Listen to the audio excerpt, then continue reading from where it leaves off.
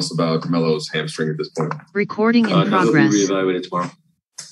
Frank, what's the difficulty of a loss like that after you battle back and seeing the ball go in and come out for 80? How do you guys handle that as a group? Yeah, I mean, it's heartbreaking, but I was proud of how our guys fought back. Great competitive spirit, great will to win. And, they did whatever they needed to do to pull that out. Last two shots the Clippers had were fingertip away from blocking. Both at the rim on Jackson's layup and Trevor made a hell of a play on Morris to get a great contest in the corner. And AD's ball is down. It's one of those in and out situations. It's a cruel game sometimes. And, this is a tough loss, but plenty to build on. One of the things that's been on, at least probably over these last handful of games, has been AD's sort of just like outward competitive spirit. What have you kind of made of him sort of in the void that LeBron's left, and how important is that not only for this team in the short term, but long term with this group?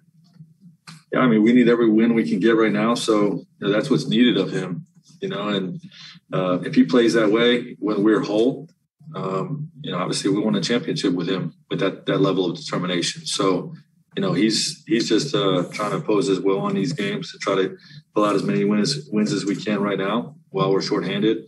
And, it's going to bode well for us when we're whole. Well, Frank, you just referenced the championship. People always talk about bubble AD or AD from the bubble as like being a different level than we've seen from him.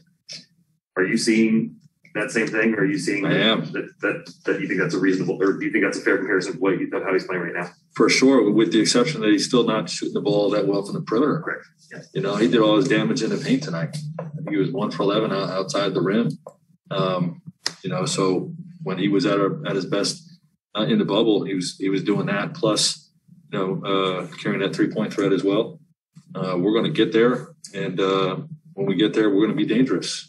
We're going to have a chance to do this, but we just got to weather the storm right now. Right, Serge got it going early. You guys had switching schemes, and sometimes he found himself on long curve Bradley. But you guys stuck with that defensive scheme, and at least to my knowledge, like a lot of the comeback was like you're still using it. What does it take to keep? Well, we double teamed him last time we played these guys. We over committed to him and gave up threes, so we wanted to compete and try to strip him. And Serge, to his credit, had a hell of a game.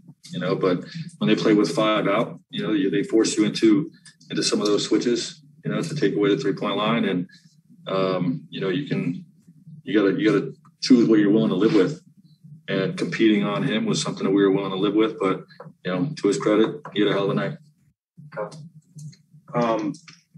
Just with things coming together in the fourth on offense a little bit more with Malik and Russ getting involved, was there something that maybe the team wasn't doing as well up to that point, or what kind of changed that got them going a little bit? But we're getting stops. They're taking the ball out of the basket all night. We waited till the end of the third quarter to, bring the proper level of defensive determination. And when we did, then we showed how good we can be. But, if you're going to take the ball out of the net all night, then your offense is not going to be in as good a rhythm as if you're getting stops. All right. Thank you, Coach.